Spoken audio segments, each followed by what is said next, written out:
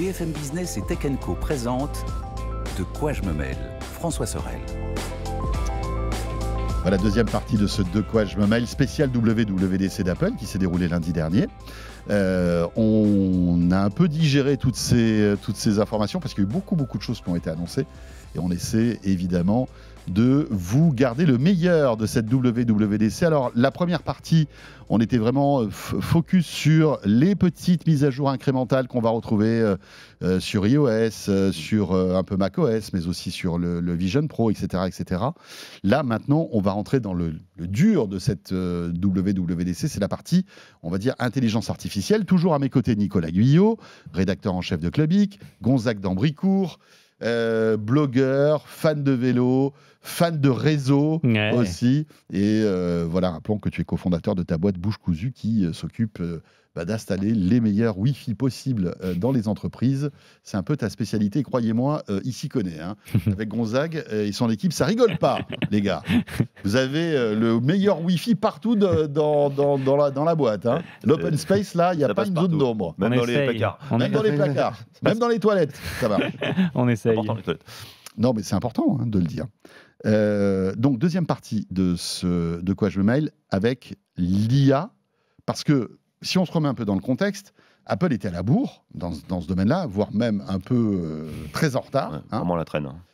Quand on voit que Samsung avait pris le train de l'IA, c'était en janvier dernier, avec le Galaxy S24, qui s'est super bien vendu d'ailleurs, avec des fonctionnalités IA et tout qui ont été mises en avant par Samsung.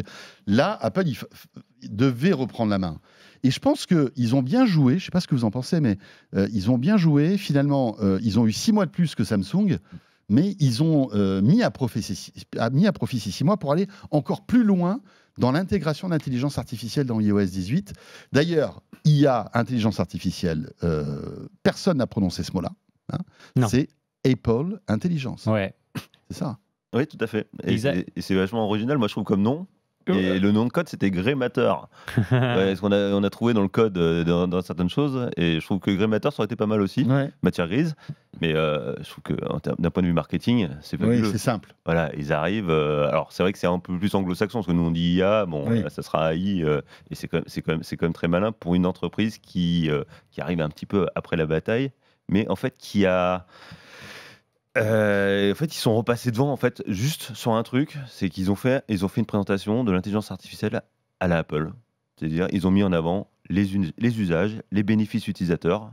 Vous regardiez la présentation, là où vous dites, je comprends à quoi ça sert l'intelligence artificielle. C'est pas du prompt comme chez ChatGPT, c'est pas du prompt comme chez Gemini, c'est pas de l'intégration un peu avec des bouts de scotch comme chez Microsoft avec Copilot. Là, on est sur un truc. L'avenir des produits Apple, en fait, ils sont 100% avec de l'intelligence artificielle inside, mais bien intégrée, quoi. Ouais, c'est ça qui est cool. C'est ça qui est bien fait. Et c'est vrai que c'est un peu moi, ce qui m'a choqué et agréablement surpris, c'est qu'il y a pas mal d'exemples qu'on va vous donner où tout est intégré dans les usages qu'on a déjà avec notre iPhone. En fait, on n'est pas obligé de lancer des applications, etc. Qu'est-ce que tu en penses, toi, Gonzague ? C'est la force intersidérale d'Apple, c'est de maîtriser le hardware, le software. Alors, il y a la limitation dont on a parlé en fin de première partie, à savoir que ça ne marche pour l'instant que sur iPhone 15 Pro et iPhone 15 Pro Max. Ouais, ça, il faut le dire. Hein. Mais iPhone 15 Pro et 15 Pro Max. En fait, effectivement, l'intégration est extrêmement fine. Donc, Apple a revisité toutes ses propres applications pour intégrer l'intelligence artificielle. Donc, c'est-à-dire la capacité de comprendre le contexte. En fait, ils ont beaucoup insisté sur ça. D'ailleurs, et c'est peut-être ce qu'il faut rappeler d'abord, c'est qu'ils ont fait une sorte de profession de foi autour de la sécurité et de la vie privée des gens. Donc faire en sorte qu'il n'y ait pas d'informations confidentielles qui te concernent, qui sortent, et même quand ça s'exécute sur leur serveur. Parce que là, l'iPhone, il va être capable de voir et de lire ce qui est écrit sur ton écran, de comprendre que là, il y a une personne qui t'écrit, c'est ta maman. Elle t'a donné du texte, c'est une adresse. Le contexte. Voilà, le contexte qui fait tout de l'intelligence et qui permet de rattraper l'énorme retard qu'avait désormais Siri. Siri, c'est sorti en 2011. C'était incroyable à l'époque, mais depuis, on peut dire qu'on n'a quand même pas été bluffé. Et là, maintenant, Siri donc, peut comprendre, ok, Cécile, c'est ta maman. Ta maman, elle habite à tel endroit. Là, elle a écrit dans un texto qu'elle venait demain. Oh, il y a son billet d'avion, ok, je peux te dire, et c'est dans les démonstrations qu'a fait Apple, que son avion atterrit à 14h, qu'il faut tant de temps pour aller la chercher, parce qu'en plus, je sais que tu te déplaces beaucoup en voiture, en vélo, machin. Oui, et puis on Il y a sait où vra- tu es. Enfin, Je sais où tu es. Donc voilà, ça prend du Ouais. contexte dans tout.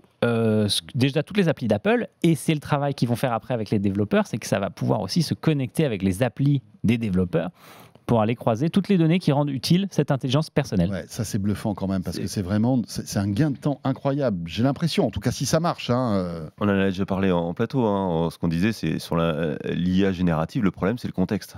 Et là, ce qui est fabuleux, c'est qu'en fait, le fait d'avoir tout ton écosystème, globalement, et que l'IA Ouais. puisse te suivre, comprendre, etc. Alors, attention, on va revenir sur la vie privée, etc. Il n'y a rien qui sort, quoi, rien qui est censé sortir. Mais c'est ça qui est fabuleux, c'est qu'en fait, l'IA, elle comprend ce qui se passe, ce que tu es en train de faire, et elle te propose des solutions où elle t'aide sur la rédaction, l'édition de documents, etc. Et tout. Et où, pour effectivement, elle peut te proposer des alertes, des notifications adaptées à ce que tu fais, et comprendre que globalement, si tu viens de recevoir 200 notifications d'un coup, elle va te sortir la Les notification plus pertinente. les plus pertinentes. Ouais. Et ça, c'est un vrai bénéfice utilisateur. Ouais, c'est clair. Et, Alors, et attention, on a oublié de dire, c'est compatible iPhone Pro, mais aussi iPad Pro, iPad. En fait, c'est tous les derniers modèles de produits Apple. Ce sera aussi sur les MacBook, sur les Mac. Il faut avoir au minimum une puce M1 et une puce M1 un peu balèze. Pour que ça tourne. Et c'est là où et attention à pour l'iPhone, il faut la 17 Pro, je crois. c'est ça, la 17 Pro, Ouais. tout à fait. Voilà. Alors, on va commencer par Siri, parce que Siri, c'est véritablement la voix d'Apple.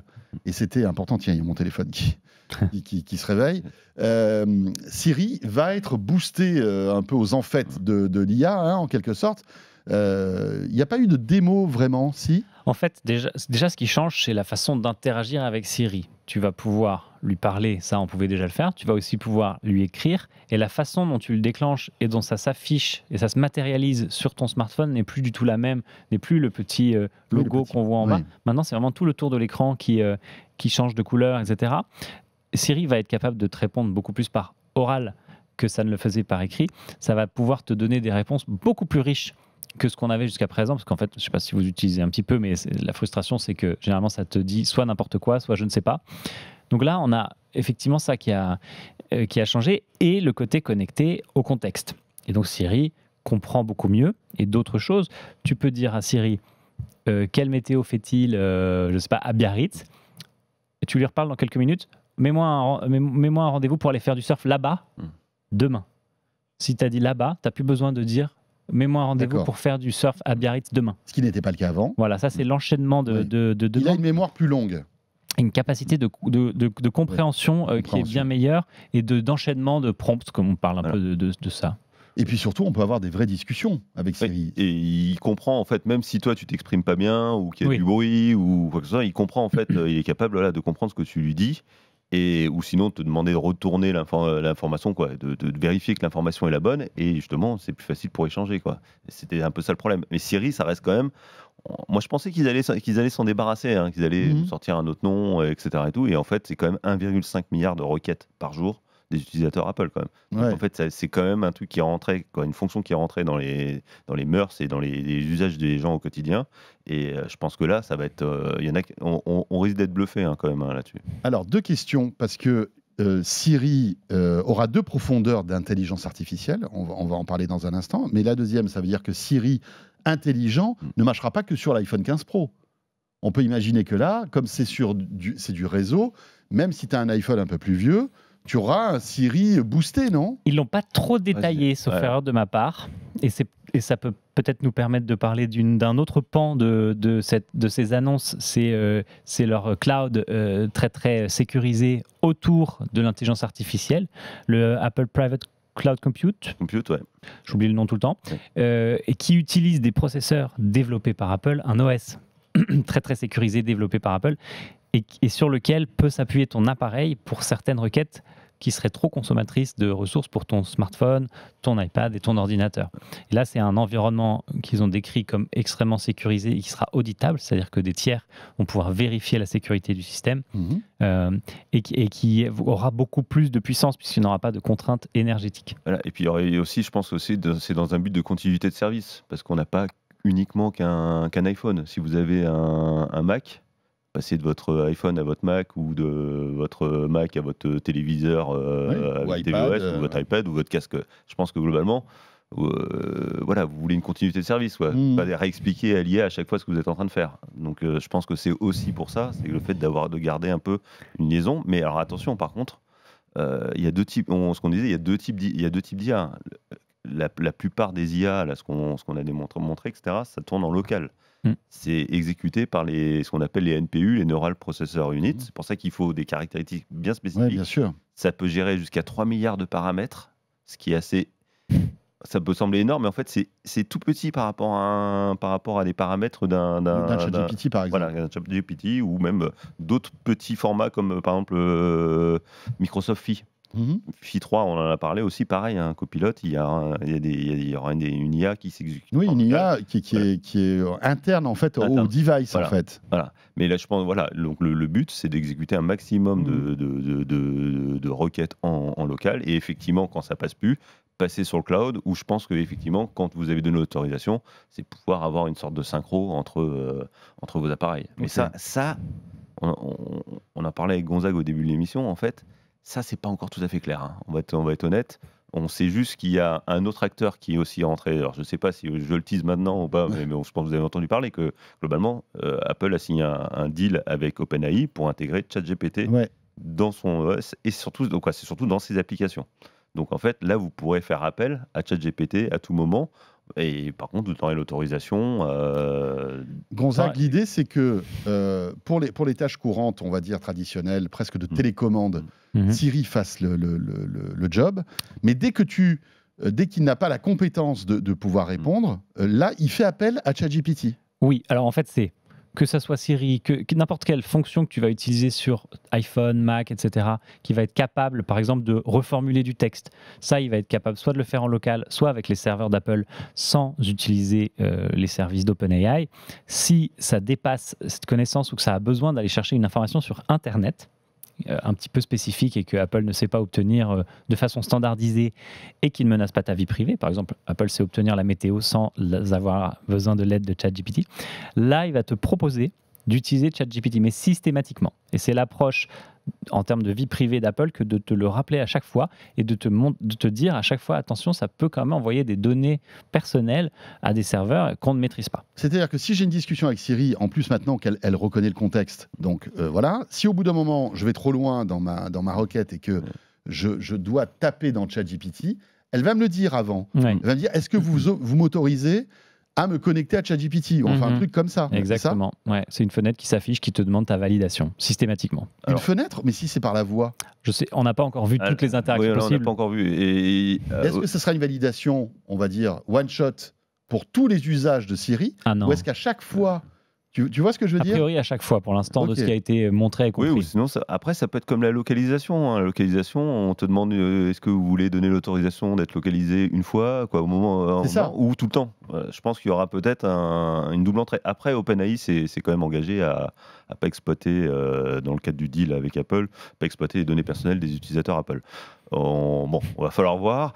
Autre point, donc le modèle Apple s'appelle OpenELM et le modèle OpenAI qui a été retenu, ce sera GPT-4o, qui est le plus performant à ce jour. Ouais. Et Apple, tout ça est gratuit, je crois. Voilà, gratuitement. Bon, quand c'est gratuit, généralement, on sait pourquoi. Le produit. Voilà, c'est vous le produit, c'est vos données. Et Apple ne s'interdit pas d'ouvrir en fait justement cet accès à un modèle large, un peu plus large, à d'autres modèles, comme notamment Gemini. Celui de Google. C'est-à-dire que là, tu choisirais le modèle que tu veux, ou est-ce que ça serait automatique? Non, tu pourrais choisir. Un peu comme quand tu veux ouvrir un lien dans ton agenda et il te propose d'ouvrir soit Plan, soit Maps, soit Google Maps. D'accord. Donc ça sera à peu près la même chose. Bon, là on parle d'un truc. Ils ne sont pas allés dans ce niveau de détail. Hein. Là, voilà. Mais effectivement, ça donne une bonne idée de ce qu'on pourra faire. Le truc bluffant aussi, c'est qu'on va pouvoir désormais enregistrer des conversations téléphoniques. Exactement, c'est l'image qui était en train de passer derrière nous. Ça, c'est cool. Vas pouvoir, ça va prévenir tes interlocuteurs et ça va pouvoir te faire une retranscription écrite d'un appel téléphonique. Alors, il y avait déjà des fonctions un peu de ce genre, parce que tu pouvais avoir une retranscription de messages sur le répondeur. Ça, Android a été très très fort là-dessus d'ailleurs. Et là tu as carrément l'appel. Ouais. À voir si ce sera autorisé en France et Ouais. en Europe. Hein. Moi, j'ai des gros doutes là-dessus. Tu crois? Ouais, mais en termes de Mais respect s'il y a de la vie privée, l'autorisation, tu sais, quand tu appelles des SAV, tu as toujours au téléphone, on tient à vous spécifier que cet appel peut être enregistré. Si là, moi je t'appelle, on doit bosser, on doit se faire une réunion, etc. Je t'appelle par téléphone et que tu sais que c'est enregistré, un peu comme sur les réunions Teams, quand on est sur du Teams ou sur du Zoom, on Un voit de manière très claire que la réunion est enregistrée. Franchement, à partir du moment où c'est signalé, je vois pas si c'est pourquoi. affiché et qu'il y a un consentement, normalement, il n'y a pas de souci. Après, voilà, faut voir comment ça va être réellement implémenté et comment ça se passe quand tu appelles quelqu'un qui est sous Android. Est-ce que le message est universel? Est-ce que c'est peut-être un les message plateformes peuvent vocal. communiquer? Oui, c'est sûr. Voilà. Donc, et quelqu'un qui a un 3310. Mettons que tu appelles ton vieux pote qui est dans le Larzac et qui élève des chèvres, Oui, et qui a un 3310. qui est contre Voilà. la technologie. Voilà, ou qui connaît, qui c'est pas son truc. C'est pas son truc. Voilà, c'est pas son truc. Comment il sait globalement que la conversation est enregistrée? Mais je pense que ça passera par l'appel téléphonique. Et si ça passe par l'appel téléphonique, tu peux te dire que c'est Apple qui va gérer ce message de warning en disant attention, cet appel est enregistré. Peut-être qu'en appuyant sur 1 ou 2, tu accepteras ou pas. Ouais. Enfin, je ne sais pas, on va voir. Mais en tout cas, c'est hyper intéressant. Raccrochez si vous n'êtes pas d'accord. Ouais, et Plus raccrochez simple. si vous n'êtes pas d'accord. Non, donc c'est vraiment super intéressant. Donc il y a cet aspect d'intelligence pour t'assister dans le quotidien, comprendre ce que tu fais, et donc cet aspect Siri. Après, il y a la compréhension du langage naturel qui rebondit avec ça, puisque bien sûr, pour que ça fonctionne bien, il faut comprendre le langage naturel. Et il y a toute la partie création, qui est aussi quand même un vrai pan de ce qu'aujourd'hui les gens, ce pourquoi les gens sollicitent aujourd'hui ChatGPT. Reformule-moi un mail, écris-moi un plan pour faire du sport, etc. Donc là, tu vas pouvoir choisir du texte dans ton navigateur de texte, dans ton client mail, etc. pour le faire reformuler, pour le faire mettre dans un format qui est différent, pour le faire traduire. Il y a des vraies améliorations de ça. Et ils font aussi du coup de la création d'images. Tu as un générateur d'images intégré à message. Donc tu vas pouvoir créer tes emojis dans un contexte particulier. Ouais, ils ont appelé ça Genmoji, si je ne m'abuse. Genmoji, ouais.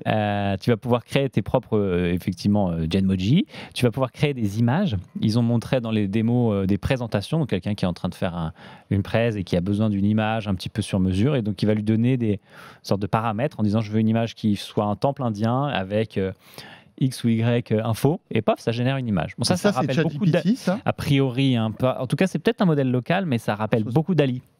Oui, mais en fait, tu vois, sur Message, ils l'ont intégré à Message et est capable d'aller voir dans ta bibliothèque. Donc, je pense qu'à mon avis, c'est quelque chose de local. Parce que s'il est capable d'aller checker ta bibliothèque, quand tu échanges avec tes amis, etc., tu vois, tu veux pouvoir faire, je sais pas, tu vas envoyer une image parce que vous avez fait un barbecue ensemble, etc., et tout, il est capable d'aller récupérer les photos et les retravailler. Et ouais, là, je viens de trouver la réponse à cette question. C'est effectivement généré sur l'appareil. Ils ont une appli qui s'appelle Image Playground, donc c'est un peu le terrain de jeu de l'image, et dans laquelle tu peux générer des images sur la base d'infos que tu donnes et de photos. Voilà. Et visiblement, ça restera lié à l'appli, en fait, pour éviter qu'il y ait des gens qui récupèrent des photos, qui les mettent ailleurs, etc. Et tout. Pour l'instant, on n'a pas non plus trop de précision, mais en fait, justement, Local Playground, Image Playground, parce qu'en fait, on veut rester en local et on veut pas que ça. J'espère que tout ça n'est pas trop gourmand en énergie, parce que c'est vrai que c'est top. Mais bon, l'iPhone n'est pas un super champion de l'autonomie.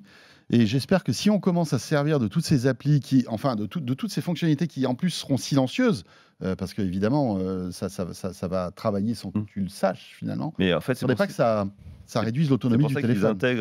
C'est pour ça que c'est compatible avec très peu de modèles pour l'instant, parce qu'il faut qu'il y ait les modèles embarquent un processeur qui a une unité de calcul qui s'appelle le NPU. Et le NPU, c'est une unité massivement parallèle qui est capable d'exécuter et qui sont optimisés pour ça. C'est un peu comme on vous parle de processeurs CPU, de GPU pour le jeu, qui sont les processeurs graphiques. C'est des unités dédiées qui justement sont conçues pour ça. Ça consommerait énormément d'énergie si on passait par le processeur central du téléphone ou du PC ou du Mac. Donc tout ça devrait être optimisé, on va dire. Ça va être optimisé, et puis c'est pas non plus des modèles gigantesques, plein de serveurs Nvidia pour faire tourner tout ça. Donc voilà. Mais moi je trouve c'est malin de se dire. Ça rappelle un peu l'informatique du début où c'était ultra centralisé. En fait, on avait juste des terminaux. et tout était exécuté sur un serveur. Au début, l'IA qu'on a connu, qu'on a tous utilisé ces 2 dernières années, c'était un peu cette architecture. Là, ce qui est bien, c'est qu'on va pouvoir exécuter en local nos propres tâches d'IA. Et en fait, voilà, on récupère, on remet la main sur la data. Et je pense que pour la planète, c'est quand même un peu mieux qu'on puisse utiliser ça sur des petits modèles qui sont performants parce qu'ils sont ultra optimisés et qui consomment moins d'énergie qu'un. Voilà, il n'y a pas le réseau. Toi qui connais bien le réseau, ça consomme un petit peu. Énormément. Voilà, énormément. Les serveurs, ça consomme. Il faut renvoyer la donnée. Tout ça, voilà. Et voilà, l'envoi, réception de données en 5G, ça consomme beaucoup. Donc en fait, on va gagner le fait d'avoir moins comment ça s'appelle ça, de transfert de données entre nos appareils et le réseau. On va aussi gagner en économie d'énergie. Donc voilà, ce qu'on va dépenser en local, je pense qu'il y aura une compensation. Bon, en tout cas, on va tester. Ouais, c'est clair, bien sûr. Ça. Mais ils sont en train de tous s'y mettre. Microsoft, c'est ça aussi. C'est Windows on ARM, c'est pareil. Si vous voulez accéder aux fonctions d'IA, il faut qu'il y ait une puce dédiée dans le processeur. On se rend compte que là, mine de rien, Android perd un peu de l'avance qu'ils avaient montré, non, à Google I.O. J'ai peut-être un peu moins bien suivi.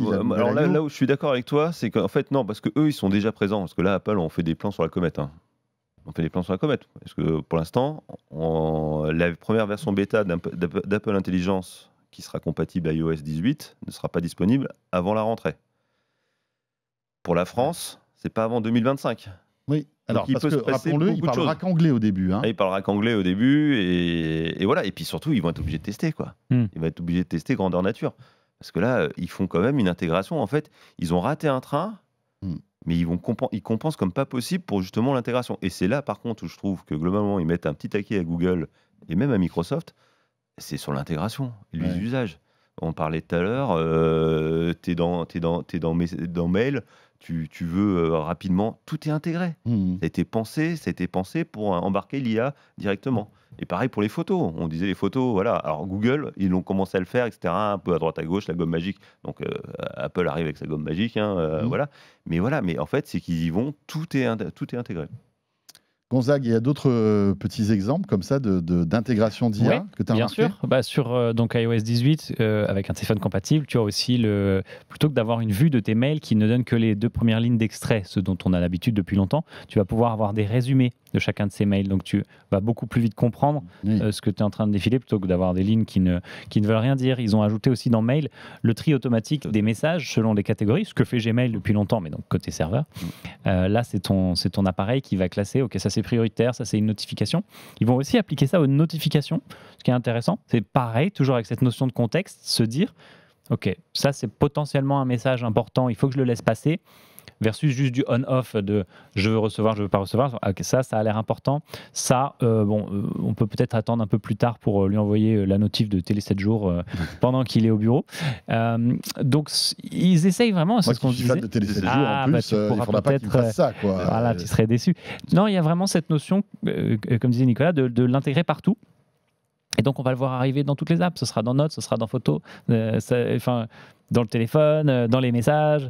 Parce que pareil, tu vas pouvoir faire relire tes SMS. Il l'intègre partout.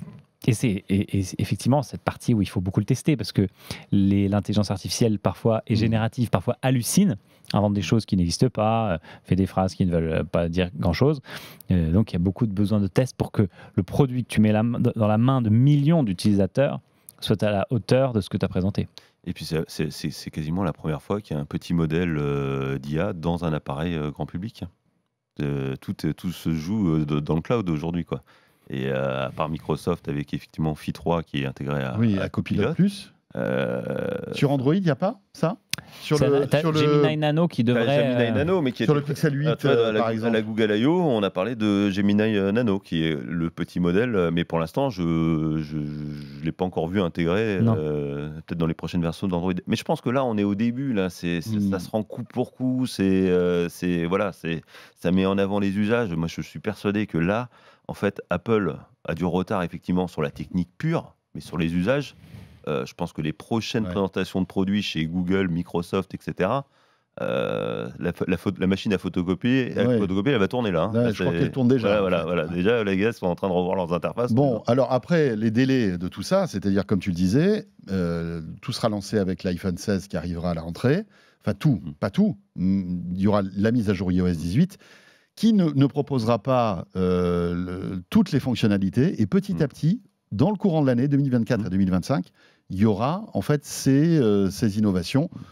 On verra bien. Hein. En tout cas, c'est hyper intéressant. Voilà ce qu'on pouvait retenir de cette WWDC. On a encore 2-3 trucs à vous dire concernant l'Apple TV. Et toute la partie TV+, aussi, parce que Apple a parlé de ça, et on réserve ce petit module bonus bien pour la suite, disponible, rappelons-le, qu'en version audio sur le podcast. Merci beaucoup à Nicolas Guyot. Merci François. Voilà, pour suivre évidemment cette WWDC, c'est sur Clubic, bien entendu. Et puis, merci à toi, Gonzague d'Ambricourt, on va dire blogueur, et puis...